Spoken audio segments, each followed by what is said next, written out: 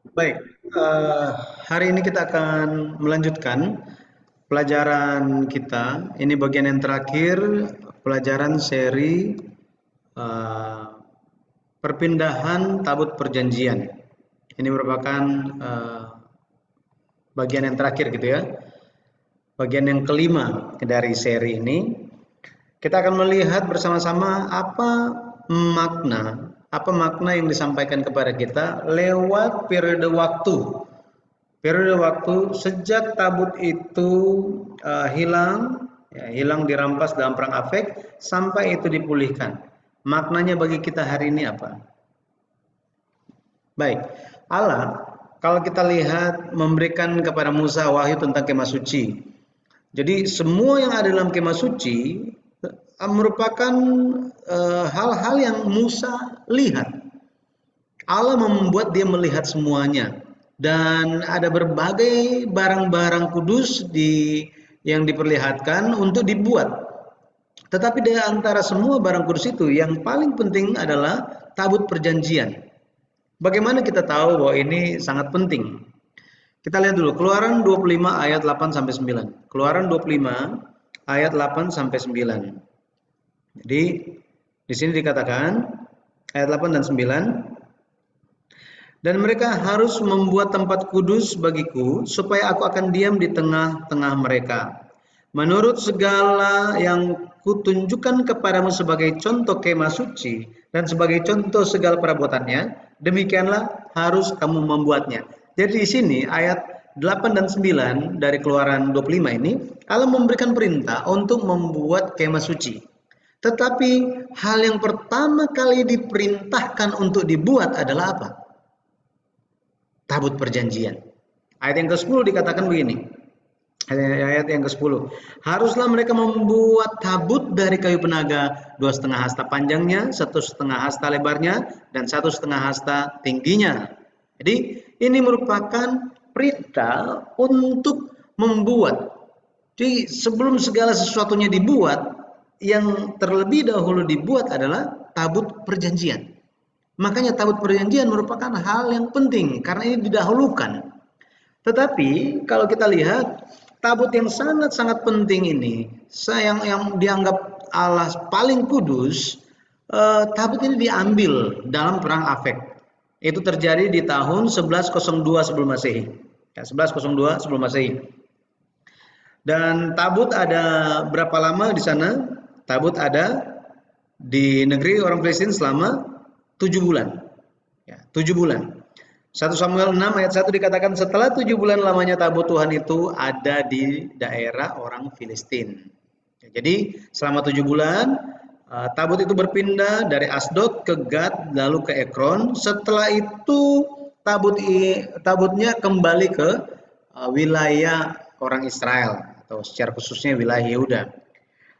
Orang Filistin memindahkan tabut itu karena mereka berpikir dewa dari setiap kota itu kan mereka anggapnya berbeda-beda. Jadi kalau misalnya dewa di Asdod itu kalah, maka mungkin dewa di Gad itu bisa kuat, lebih kuat gitu ya, dan bisa mengalahkan Allah Israel yang dilambangkan dengan hadirnya tabut perjanjian itu. Tetapi kalau kita lihat ternyata mereka mengakui bahwa orang Filistin mengakui bahwa Allah Israel itu Allah yang melampaui wilayah.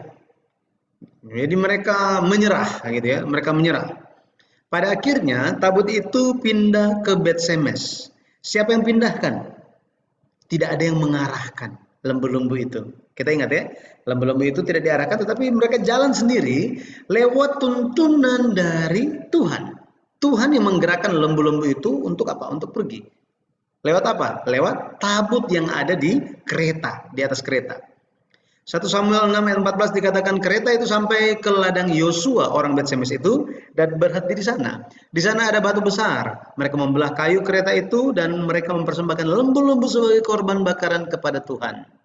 Jadi mereka sangat bersyukur mengenai tabut yang kembali ke wilayah mereka. Akan tetapi sayangnya ada beberapa penduduk yang di Bet-Semes mencoba melihat isi dari tabut perjanjian.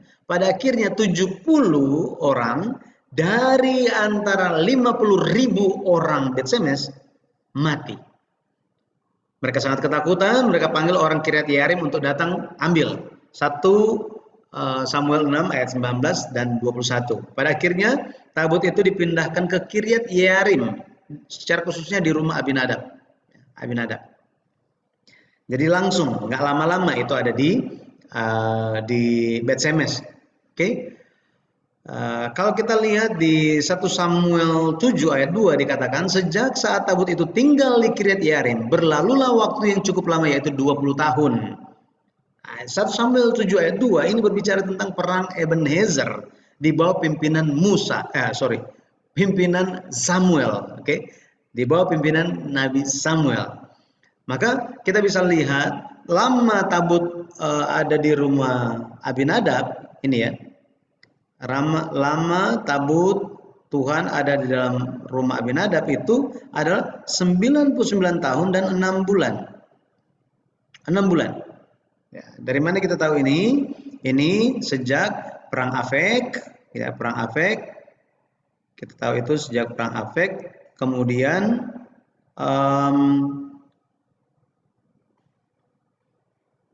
sejak perang Afek, kemudian ada perang Mispa, ini yang perang Mispa yang kita baca tadi, 1 Samuel 7 gitu ya. Ini kalau kita lihat sudah berlalu waktu yang sangat lama, jadi 20 tahun gitu ya, 20 tahun. Ini 20 tahun. Kemudian sejak perang Mispa itu terus berlalu sampai usaha Daud pertama kali memindahkan tabut perjanjian, itu ada 79 tahun dan 6 bulan. Maka kita bisa lihat bahwa total dari perang Afek sampai ke Daud memerintah di Yerusalem itu total ada 99 tahun dan 6 bulan. 6 bulan ini dapat dari mana? Dapat dari mana? Dari Daud. Dia menjadi raja di Hebron. Ini dia jadi raja di Hebron itu selama berapa? 7 tahun 6 bulan. Gitu ya. 7 tahun 6 bulan. Seperti ini. Ya, ini. Jadi sampai kepada usaha pertama.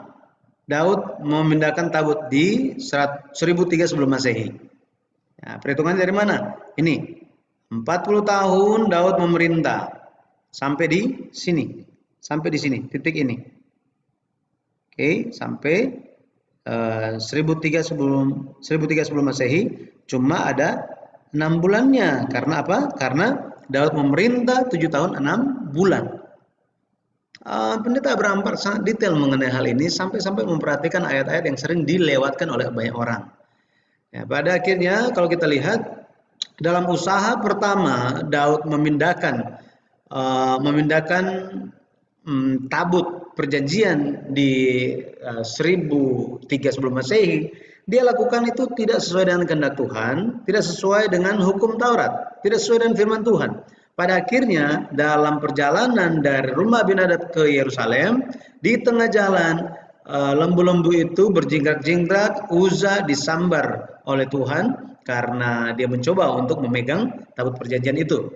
Jadi mereka seharusnya memikulnya, bukan orang sembarang orang, tetapi harus orang Kehat, keluarga Kehat, karena mereka sudah dikhususkan. Tuhan yang berkenan kepada mereka saja. Tetapi mereka salah. Daud salah gitu ya. Pada akhirnya tabut itu pindah ke rumah Obed-Edom. Kenapa? Karena Allah melihat Obed-Edom yang siap pada saat itu. Obed-Edom siap. Makanya pergi ke sana. Flavius Josephus, sejarawan Yahudi, dia katakan begini bahwa Obed-Edom dia bukanlah orang kaya, tapi setelah dia menerima tabut di rumahnya, dia menjadi orang yang sangat-sangat kaya. Jadi sama seperti itu, ketika kita menjaga firman Tuhan di dalam kita, bagi kita pun dikaruniakan dengan kesuksesan dari Tuhan. Makanya kita perlu untuk menjaga firman Tuhan. Dengan demikian kita ada iman. Ketika kita berdoa di hadapan Tuhan, kita berdoa dengan firman di dalam kita. Yesus bilang apa? ketika ada firman di dalam kita dan kita berdoa, segalanya akan diberikan. Karena ada iman di dalam kita. Karena kita meminta kepada Tuhan itu sesuai dengan apa yang Tuhan firmankan, apa yang menjadi kehendak Tuhan. Jadi bagi kita yang menjaga firman Tuhan dengan baik, ada berkat seperti berkat Obed-Edom yang akan mendatangi kita. Amin. Nah, ini bukan saya yang katakan, Alkitab yang katakan. Tetapi ada satu lagi di sini, kalau kita lihat, tepat sebelum Daud melakukan percobaan yang kedua, memindahkan tabut itu dari rumah Obed-Edom ke Yerusalem, terjadi perang namanya Baale Perazim melawan orang Filistin. Jadi ketika Daud itu menjadi raja di Hebron, orang Filistin itu nggak masalah. Kenapa? Karena Daud menjadi raja atas suku Yehuda dan Benyamin. Oke, dan kan Daud itu baru aja balik dari tanah orang Filistin kan? Tetapi ketika Daud menjadi raja atas seluruh Israel, atas 12 suku, orang Filistin menjadi tidak suka mengenai hal itu dan mereka berperang melawan Daud, ya, melawan Daud. Dan pada akhirnya kalau kita lihat, ya, Daud menang dalam perang Baale Perazim ini. Setelah perang ini barulah Daud memindahkan tabut Tuhan dari rumah Obed-Edom ke Yerusalem. Oke. Kalau kita baca di 2 Samuel 5 ayat 5 dikatakan, di sini ada penjelasan, di Hebron Daud menjadi raja atas Yehuda 7 tahun 6 bulan. Oke, terus ada di Yerusalem 33 tahun atas seluruh orang Israel. Seluruh orang Israel dan Yehuda. Ayat yang ketujuh dikatakan, tetapi Daud merebut kubu pertahanan Sion, yaitu kota Daud. Ya, ayat 17 dikatakan, ketika didengar orang Filistin bahwa Daud telah diurapi menjadi raja atas Israel, maka majulah semua orang Filistin untuk menangkap Daud. Tetapi Daud mendengar hal itu, lalu ia pergi ke kubu pertahanan. Ya. Jadi mereka tidak bisa menerima. Pada akhirnya Daud menang. Dan Daud mencoba memindahkan tabut itu. Oke. Tabut ada di rumah Obed-Edom berapa lama? Itu adalah 3 bulan. 3 bulan. 3 bulan. Dan kalau kita lihat usaha Daud yang kedua untuk memindahkan tabut, dikatakan di 2 Samuel 6 ayat 12, ini kan diberitahukan kepada Raja Daud demikian, Tuhan memberkati seisi rumah Obed-Edom dan segala yang ada padanya oleh karena tabut Allah itu. Lalu Daud pergi mengangkut tabut itu dari rumah Obed-Edom ke kota Daud dengan sukacita. Ayat 17 dikatakan apa? Tabut Tuhan itu dibawa masuk, lalu diletakkan di tempatnya di dalam kemah yang dibentangkan Daud untuk itu. Kemudian Daud mempersembahkan korban bakaran dan korban keselamatan di hadapan Tuhan. Di sini, kalau kita lihat, usaha kedua Daud memindahkan tabut ini, itu tidak terjadi pada 1003 sebelum Masehi, melainkan pada tahun berikutnya, pada tahun 1002 sebelum Masehi. 1002 sebelum Masehi. Dari mana kita tahu? Karena sejak usaha dia yang pertama kali, oke, sekali lagi, sejak usaha pertama kali Daud memindahkan tabut, itu sudah berlalu berapa bulan? Sudah berlalu 3 bulan. Ini 3 bulan sudah berlalu. Di rumah Obed-Edom 3 bulan kan? Nah, jadi kalau kita hitung, tadi kan 99 tahun 6 bulan, lihat seperti ini. 99 tahun 6 bulan. Mana tadi? Nah, di atas.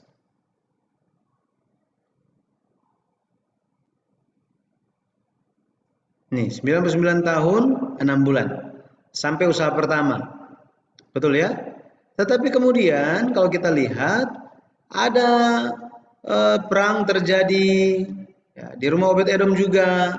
Ya, mari kita lihat. kita lihat di sini. Ini udah ada di bawah. Ya.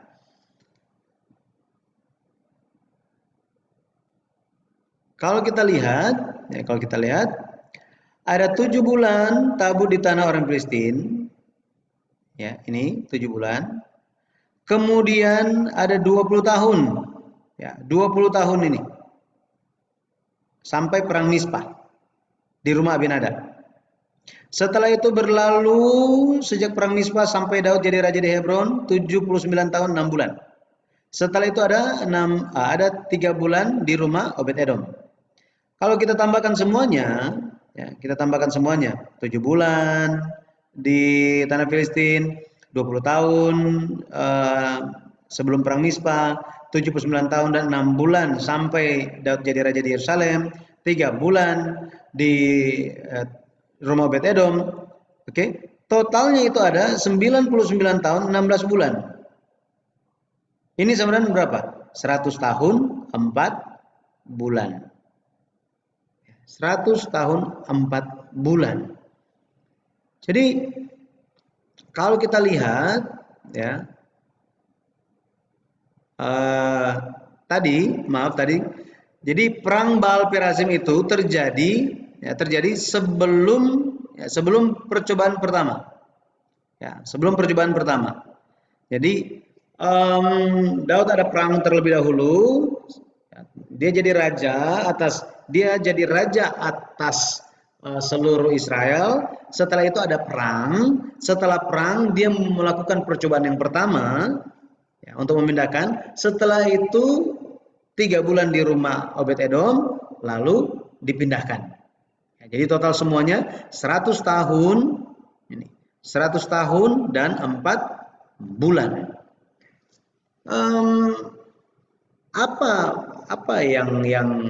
Apa makna dari jangka waktu pemulihan atau jangka waktu perpindahan dari tabut perjanjian ini? Kalau kita lihat, ya, pesan yang pertama yang diajarkan lewat tema perpindahan jangka waktu perpindahan tabut perjanjian, pesan pertama bagi kita adalah kita harus memulihkan kehidupan firman. Firman itu baik adanya, manusianya enggak. Tetapi apa? Artinya firman Tuhan itu harus dipulihkan di dalam manusia. Di dalam manusia. Minggu lalu dengan Evangelis Arnold tadi disampaikan bahwa apa? Setelah tabut perjanjian ini dipulihkan oleh Daud, diperhatikan dan diladeni dengan baik oleh Daud, maka Allah mendirikan perjanjian dengan Daud. Perjanjian bahwa apa? Kerajaan dari Daud itu akan kerajaan dari anak Daud itu akan selama-lamanya dan anak Daud itu akan membangun bait suci katanya. 2 Samuel 6 ayat 12 sampai 14. Oke. 2 Samuel. Kemudian ayat yang ke-17 ya, ayat 17 dikatakan tabut Tuhan itu dibawa masuk lalu diletakkan di tempatnya di dalam kemah yang dibentangkan Daud untuk itu. Kemudian Daud mempersembahkan korban bakaran dan korban keselamatan di hadapan Tuhan.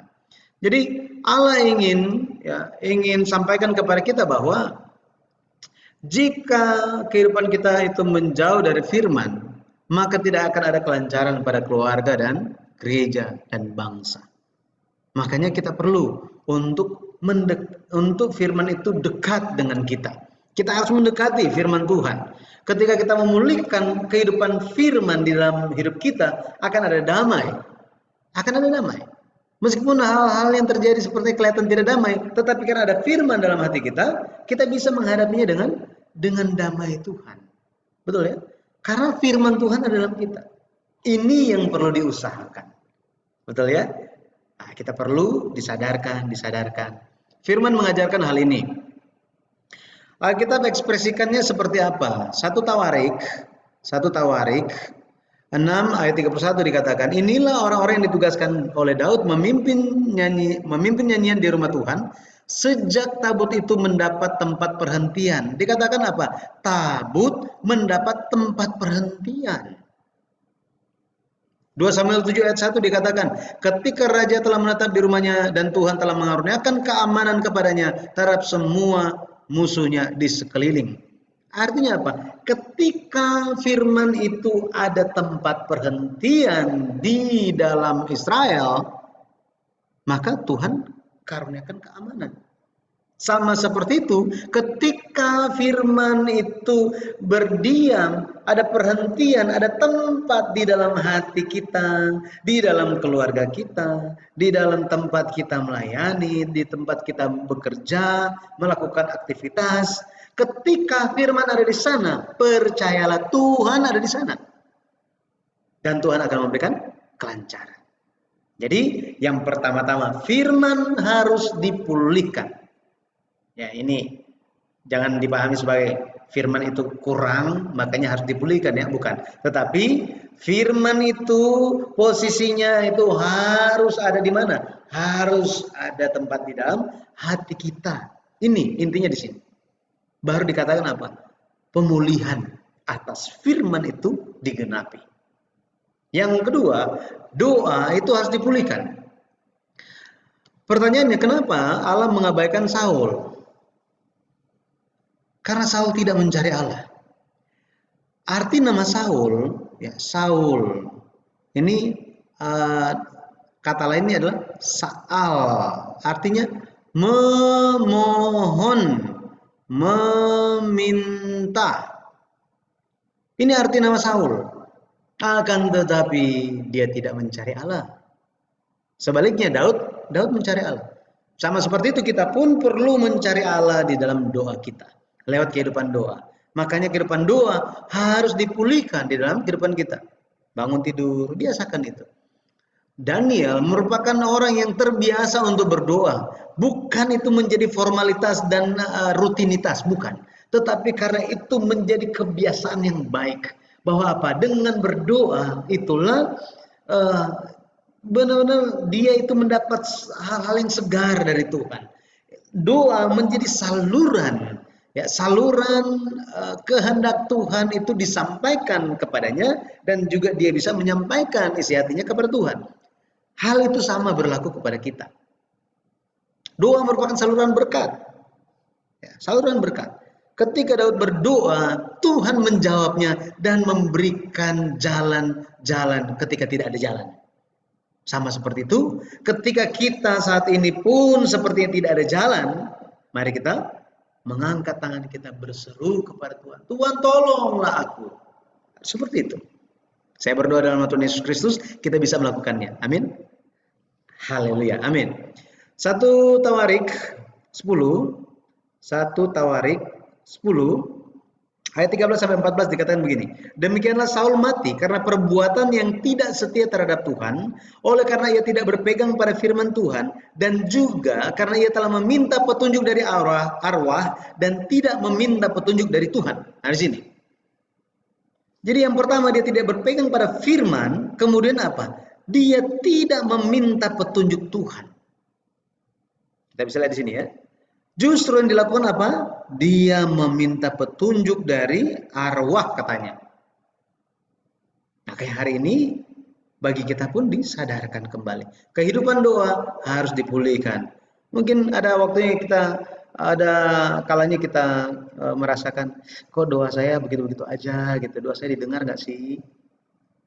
Makanya kita perlu kehidupan firman, merenungkan firman Tuhan, dan melihat kehendak Tuhan itu apa.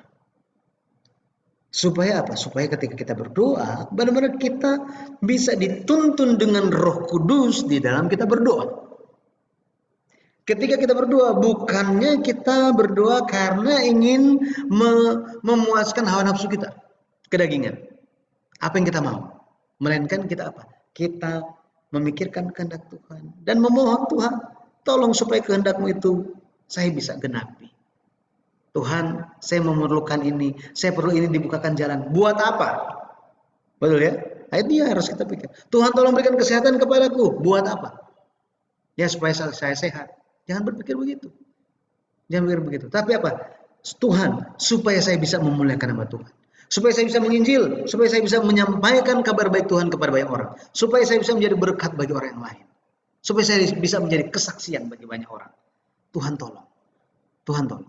Oh, supaya berkat Tuhan, kalau misalnya saya diberkati usaha saya pun pada akhirnya bisa setia dan lebih setia di dalam kehidupan perpuluhan, kehidupan kehidupan persembahan, kehidupan bersyukur, kehidupan membantu orang-orang. Seperti itu. Betul ya? Jadi Saul dia tidak mencari petunjuk Tuhan. Hari ini mari kita disadarkan kembali betapa pentingnya kita mencari Tuhan. Ya. Kemudian kita mencari Tuhan itu bahkan apa? Bahkan sampai kita itu bisa mencurahkan air mata kita. Ya, seperti itu. Dengan kegerakan keharuan Roh Kudus, biarlah kita bisa berdoa memohon sesuai apa yang Tuhan kehendaki. Oke. Daud bilang apa? Kita lihat 1 Tawarik 13. 1 Tawarik 13 ayat 3 dikatakan, dan baiklah kita memindahkan tabut Allah kita ke tempat kita, sebab pada zaman Saul kita tidak mengindahkannya. Ingat, ketika Saul masih menjadi raja, masih oke segala sesuatunya, Daud ada di sana kan? Daud ada di sana. Dan Daud bisa lihat dan dia sadar bahwa apa? Ini raja kok tidak mengindahkan tabut Tuhan. Bukankah tabut Tuhan itu merupakan pusat, ya, pusat hadirat Allah. Tapi kenapa Raja Saul tidak lakukan itu ya? Saya telah diurapi Tuhan lewat Nabi Samuel. Saya waktunya tiba nanti, saya pasti akan memulihkan tabut perjanjian. Jika Tuhan menyertai saya pasti bisa melakukannya. Ini kerinduan Daud dan digenapi. 1 Tawarik 13 ayat 4 dikatakan, maka seluruh jemaah itu berkata bahwa mereka akan berbuat demikian sebab usul itu dianggap baik oleh segenap bangsa itu. Ya. Jadi mulai sekarang mereka harus mencari petunjuk Allah. Mereka mencari petunjuk Allah dan mencari petunjuk Allah. Sama seperti itu kita pun harus mendekat kepada Allah. Harus mencari petunjuk Allah. Maka dia akan membukakan jalan bagi kita, menunjukkan jalan yang mana yang harus kita tempuh. Ulangan, kita lihat.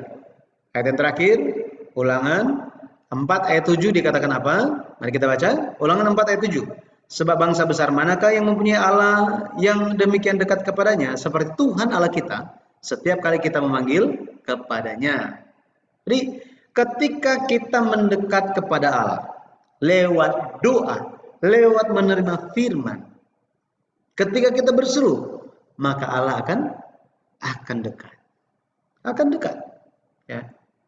Agama-agama yang lain gitu ya. Bahkan ada yang memiliki berhala sekalipun berhalanya itu dia tempel di mukanya dia, tetap apa? Apakah akan dijawab? Nggak akan dijawab. Tetapi Tuhan kita yang ada di sorga, ketika kita berseru, dia dekat dengan kita. Haleluya. Pada akhirnya, saya berdoa di dalam nama Tuhan Yesus Kristus, ketika kita menjalankan kehidupan yang memulihkan firman, memulihkan kehidupan doa, kita bisa menerima berkat Allah dan segala sesuatunya akan terbuka di hadapan kita. Sekali lagi, saya berdoa di dalam nama Tuhan Yesus Kristus. Amin. Oke, ini kesimpulan, makanya ya singkat, ya. Semoga bisa dipahami. Baik.